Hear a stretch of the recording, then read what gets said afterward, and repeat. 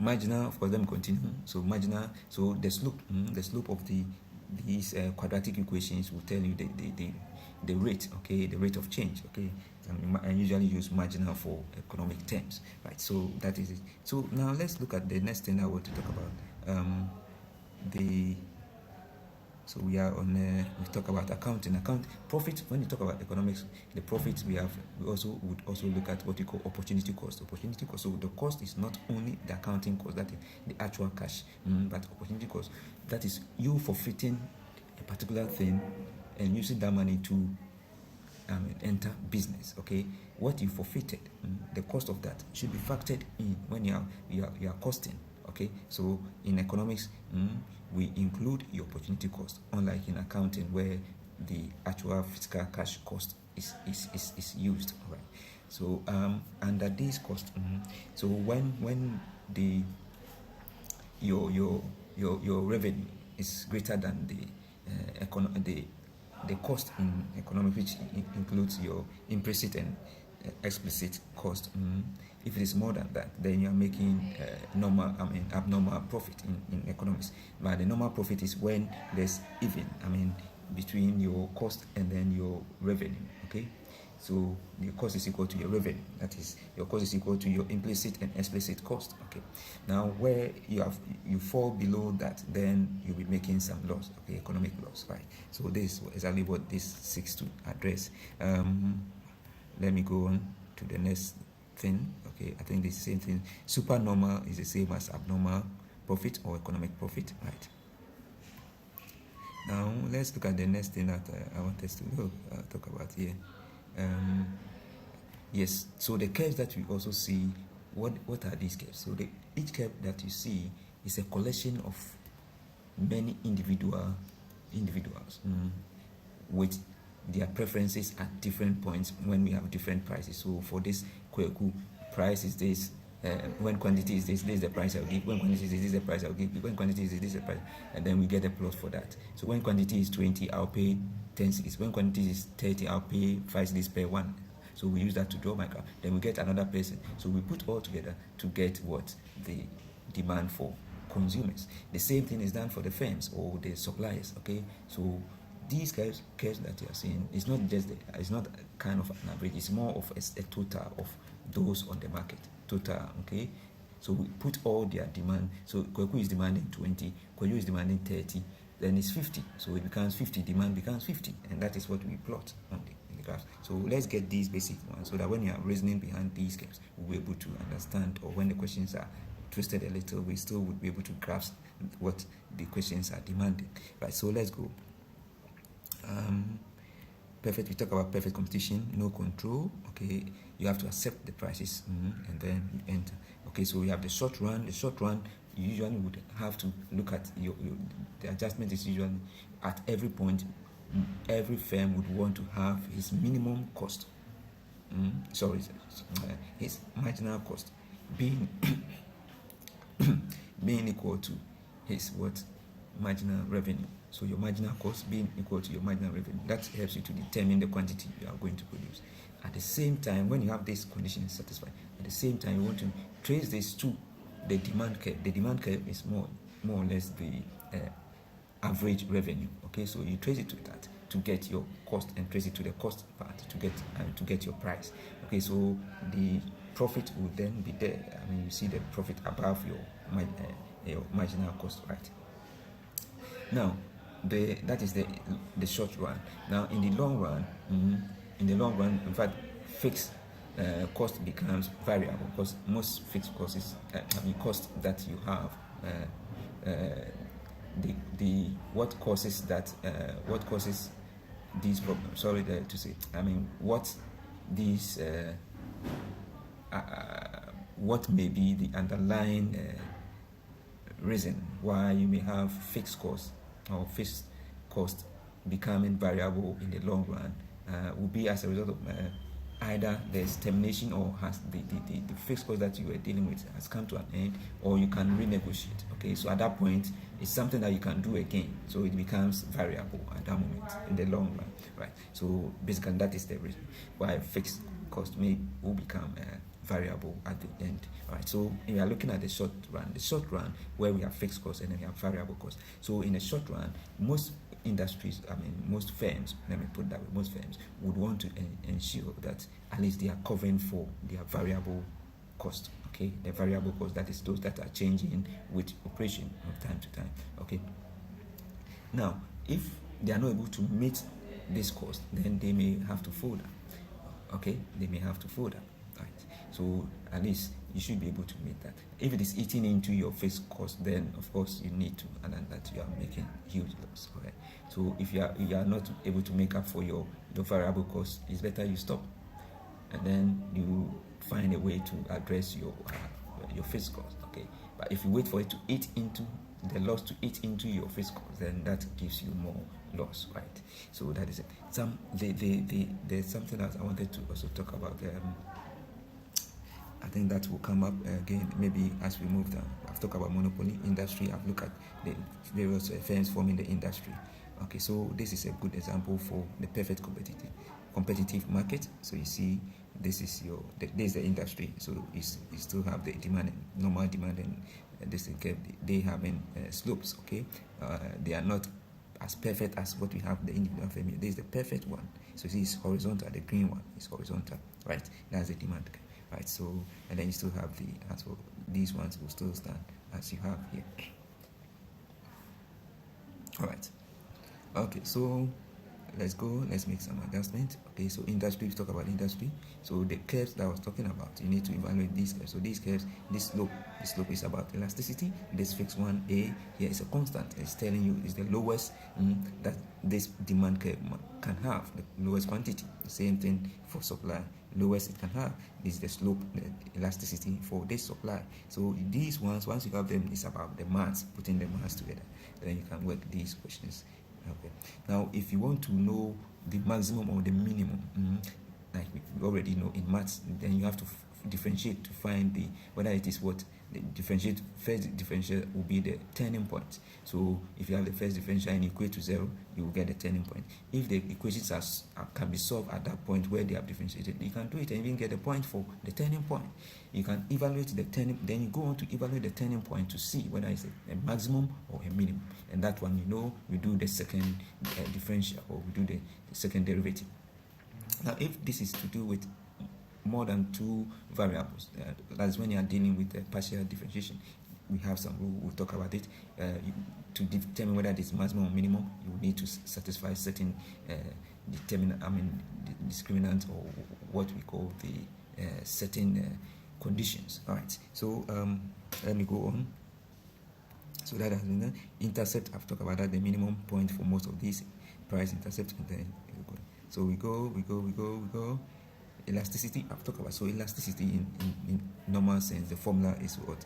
The quantity demanded, percentage quantity demanded divided percentage price. Okay, and this is price elasticity. You can also have demand elasticity, but this is price. So when it is price, it's price which is divided. If it's demand, it's demand which is divided. Now quantity, it means you should have the change in quantity over the initial quantity times 100. Okay, sometimes it's not a fixed point that they use. You may have to use a range, right? So that is also there. We have that kind of calculation. If you listen to the other section or the other discussion for the elasticity, I'm sure that will come up. But at this point, let me leave it here so that we do not get swayed to other parts of the discussion, right? So this is the demand elasticity. The same thing I've said. That will be with respect to demand, okay, change in demand, and then seeing the effect in price, okay, right? So now when we talk about taxation, so when a company is taxed, let's say the government puts some tax on the products of a supplier, how is it going to be distributed between the supplier and the consumer? That will depend on their slopes, okay, or their elasticity. Okay, so it's important, but you can adjust this in mathematics. So you assume because just go intuitively how the taxation is done. So tax plays on the supplier. So the supplier will have his P, the price, changed by that amount, and then you put it in the equation. Okay, you can work it for the equilibrium point, how it would generate other equations. Okay, and then at the end, so you can adjust and then have the price, how the price goes. Then we can, based on that, you can work for the price for the supplier. I mean, how much goes into the supplier side and how much goes into the demand side. Okay, so that's one of the approaches that you can use to actually determine. But like I said, intuitively they will follow the elasticity of the demand and elasticity of supply. Okay, so inflation, we talk about inflation. So we have money supply increasing, output is the same. We have inflation. Now, if money supply is increasing, output is also decreasing. Okay, so you have a situation like that. Then you are more or less you have everything going down, kind of. Okay, then you would have the opposite of what we call, depending on which degree. So if, let's say, they are both going down, I mean the inflation is going up, we are not able to produce more. Okay, the degree, depending on which one is going faster, it will give us a picture of what is happening. Now we have a point we call the deflation. That is when product stays the same and then the money supply decreases. Okay, so product is the same, money supply decreases, so it will lead to deflation. Okay, so in this case it's more or less like we have more goods than money, so prices of goods will go down. That is deflation. Unlike the first one where we have what, more money and fixed products, so that will be inflation. Now stagflation is another kind that we have to look at. So this is money supply, and then so where it gets a little is when output decreases. So output is decreasing, right? Output is not fixed, it's decreasing. And then inflation is also increasing simultaneously. Okay, right? So we have worst cases for each of them. Then we have stagflation. Okay, there's a situation we call the recession point that is defined by a significant widespread decline in economic activity. So here recession is, we have a decrease in output and decrease in money supply. Okay, decrease in output, decrease in money supply, so both going down. Okay, so if you decrease money supply, you are not motivating people to work, and then this output is also going down, so that is recession. It shares some this with what you call the stagflation, but like we said, stagflation is more output decreases, inflation increasing simultaneously. But here, because in stagflation, it means we are supplying more money. Okay, I mean relatively, money is coming, so inflation is what, increasing, and then output is what, decreasing. But where we are not supplying money, we are not supplying, okay, and then product is also going down, then we have sort of a recession. Okay, so there's what, decrease in output and decrease in money supply. Okay, right, so we need to note that. So we go. Now this, we've talked about demand pull, so demand side causing inflation, demand pull, and then cost push is the supply side causing, and these are on aggregate level, that is looking at the macroeconomic level. Okay, right, so that is not it's not micro, it's macroeconomic level. Right, so you can look at the differences, the supply side, so demand side and then supply side kind of equation, I mean inflation. Right, so we have the short run, I discussed that, where the fixed cost is still fixed cost, but long run fixed cost tends to variable cost. Okay, so that is also that. Okay, so there's all costs become variable in the long run, right? Elimination of profits, exit, and so on. So these are factors, characteristics that the market forces will share. Right? We also need to talk about, like I said, in the long run, the tenant for judging will be your average revenue, and then you have the total average total cost. That is where you'll be using as your yardstick. When it comes to short run, you'll be using your marginal revenue and then marginal cost. Okay, at this point, okay, then you adjust to your average revenue to find your cost. Okay, right. So these points you should note them in making your judgment. If you want to set your price, you want to make sure that at least your price should be should be, if the worst case, it should be equal to your marginal cost. So marginal revenue should be equal to marginal cost. So marginal cost is telling you that the cost of an additional product, the cost is the cost of an additional product. So if you are saying the additional product is 20 cedis, it costs you to produce additional unit 20 cedis. Then, if at least the worst case, if you sell, you get 20 cedis. That is how pricing is done, right? At least in the short run. Okay. In the long run, when things are so bad, people have come into the system, and then we have so many competitions and all that. So the worst case is you can adjust it to the average cost, the average what do you call it? At least the average cost. So at that point, remember the average cost then is lower than your marginal cost then. Okay, so at that point, that's the lowest you can come. Beyond that, below that, you may have to quit. Right. So that is that. So let's go efficiencies. Now we talk about deadweight in my discussion with the monopoly. Okay, so that is what being described here, and then we have surpluses too. So the surplus on the side of the demand, and surplus on the side of supply. Okay, so the demand, if what you should have paid for your equilibrium price is less than what you should have paid for, you have some surplus. You gain some surplus. Now for the supplier, the lowest cost, the lowest that you should have sold for, you now have the equilibrium price. The equilibrium price being more than the price you should have sold it for. Then you also have some surplus. Right? Okay. Now the deadweight, like I said, we have, when quantity is not being produced, the quantity being produced is not what equilibrium will have. Right? Then you have some deadweight in the system. Okay. So the equilibrium point is an important factor. Okay. So you need to look at that. Okay. So that is it. Profit maximization. You want to make sure your MC is equal to your MR. Your profit per quantity is the highest. Okay. At least you are at the point of zero economic profit. Okay. Now, in the long run, you may have to look at your average total cost as the worst you can go. Okay, and then for the monopolies, they are working on pricing. They are making sure their quantity is low. They want to maximize on price of each unit they are producing. Okay, so their cost curve, the marginal cost or the cost curve, okay, will stay within a certain range.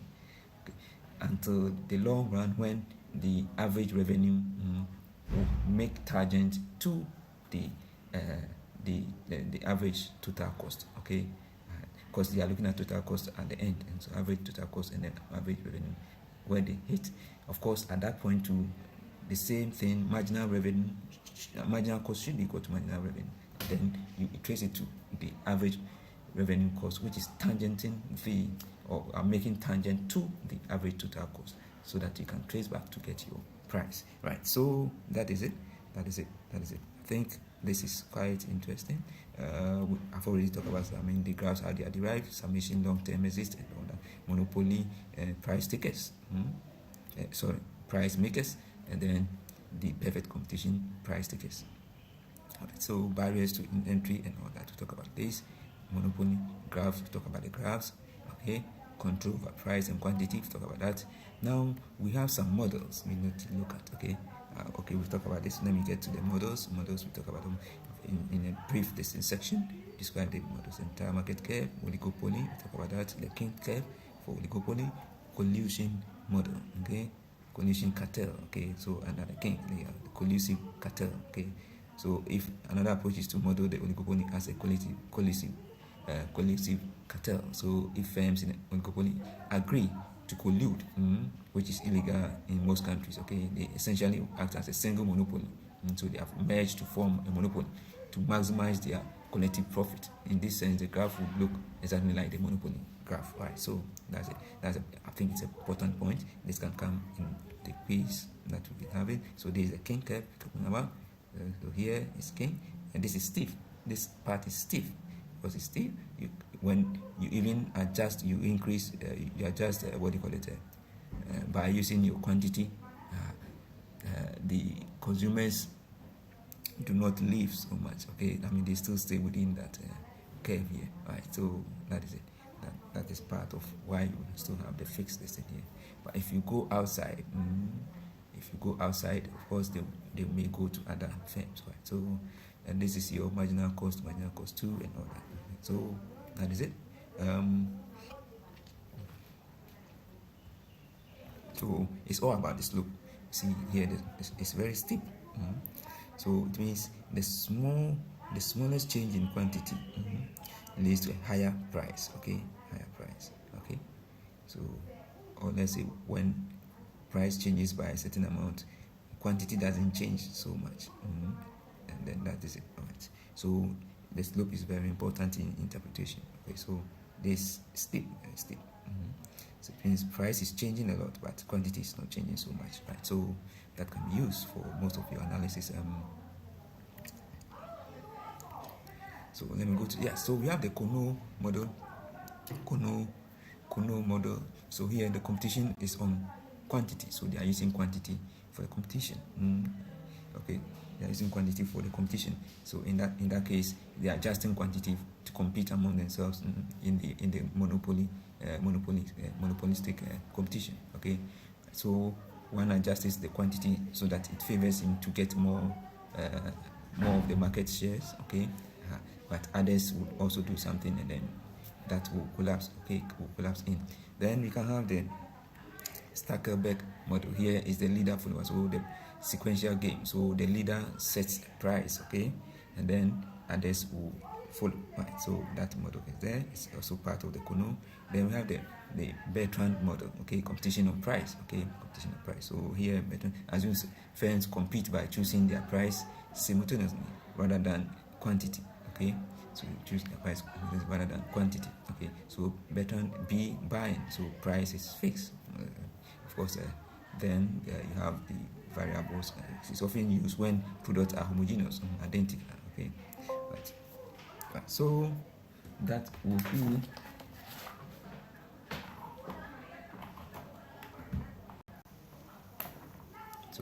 be the section. I think we've talked about this. So summary is here. I think we are almost getting to the end of the discussion. Equilibrium examples are given here. The models, you should understand the models. And we have derived demand, different types. So there are some demand. When you demand one thing, because it's coming with another thing, that thing is also demanded indirectly. Okay, so that will be indirect. And then there's a direct one. This demand is for good. We satisfy the consumer's needs. Okay, that one alone. The derived one will have another component. Or if you derive one, it is also linked to the so if you demand one, it's also linked to demanding the other. Okay.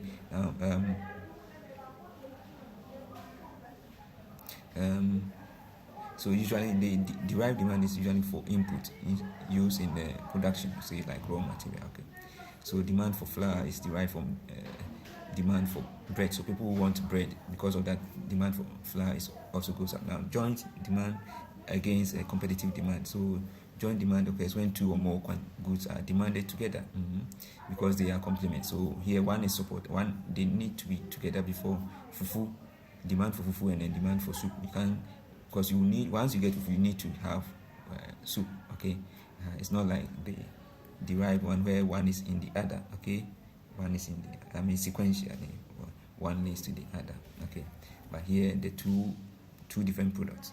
The derived one, you have two different products, but they are in sequence. But here, more or less concurrent, joint complementary. Okay. Now competitive, this occurs when you demand for one, and then it affects that. So demand for tea and coffee. If the price of coffee increases, the demand for tea will increase as consumers switch to cheaper alternative. Okay. If demand for coffee increases, the demand for tea will increase. Okay, right. So people will switch for cheaper alternative, right? Okay, so that is it. Now, composite demand is demand for a good that has more than one use. So an increase in demand for one of its use will reduce the supply available for other uses. For instance, demand for crude oil is composite because it is used to produce gasoline, plastic, and so on. So an increased demand for plastic will reduce the supply of crude for gasoline, which will rise the gasoline prices. Right, so this is what can happen.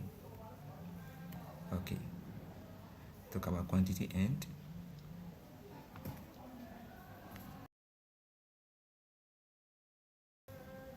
now let's look at the production curve. Okay, production possibility curve. Okay, that is and then isoquants are two distinct tools that are used. Okay, the concept of complexity. So PPC is macroeconomic model for final goods. Okay, so when you go in for A, you leave B. When you go for B, you leave A. And then you can have adjustment between. Now the opportunity cost will make it have the concave. So it is concave to the origin here, right? Of course, you look at this, a small change in the product here leads to a bigger change in B. So you are swapping these ones, substitution for one for the other. This substitution tends to be negative because one will start from a lower, one will start from a higher and go to a lower point, right? So that is it. Isoquant is a microeconomic tool that is used by firms. So this one is rather input with respect to input like labor and capital, but similar to what we have discussed. But this is carrying inward here. Okay, and it's based on it's based on the principle of diminishing marginal returns of technical substitution. Okay, diminishing marginal returns of technical substitution. Okay, so this is like following kind of cost. So cost will go down. It's an inward kind of thing here, but the products usually will curve out because of opportunity cost. Yeah, right. That is coming in. Right. So that is it. The MRS and the isoquant. We've talked about this. Okay, the MRS and the isoquant. Okay, so the consumer theory. Okay, indifference curve. The indifference curve, that means they have the same satisfaction at the same level. Okay, so yeah, you are not different. You do not value one over the other. So you have A and B same value. Right. Okay, you are indifferent to the two. Okay, then you have the consumer. So your marginal rate of substitution for that. Isoquant is the product direct equivalent of indifference curve. Isoquant, indifference curve, that's isoquant. Its slope is called the marginal rate of technical substitution. So that's isoquant. Firm. Then we have the indifference, the indifference curve for it. Okay, labor. Right. So MRS and the production product. That for PPC is the marginal rate of transformation, the MRT. Okay, that for isoquant is MRTS. Note it, okay, or MRS. Right? So that is it. It's important to note these different. Then you can have in economic questions, you can have constraint. That means limits. So limits, and then these limits you have to look at the equation. It means the equation must satisfy the limits. So we have firm constraints, and then we have market structure constraints, monopolies, and so right. Okay, so work example, marginal rate of substitution, concept from consumer theory. Okay, right, so substitution and then PPP. Right, so labor and capital substitution. Then you can also have the PPP substitution. Okay, you note each of them, and then you can use that one to calculate. Right. So that is it. I'm trying to make things compare them so that you do not need to memorize. Okay. So that is that. The slope, we talk about the slope.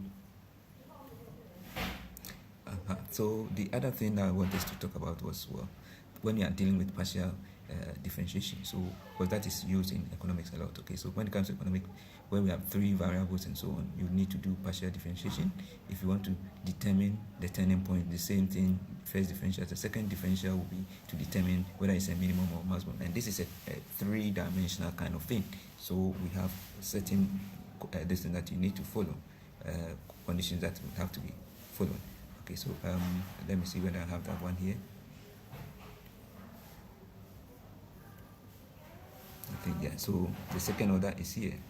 So the second order determinant, okay, is to Sx, and then the f of, so find the first derivative with respect to y, with respect to, then the next one with respect to y again, minus f, the two of them, with respect to x, with respect to y squared here. If you find this d, if it is a local maximum, okay, d should be greater than 0, and then f xx should be less than 0.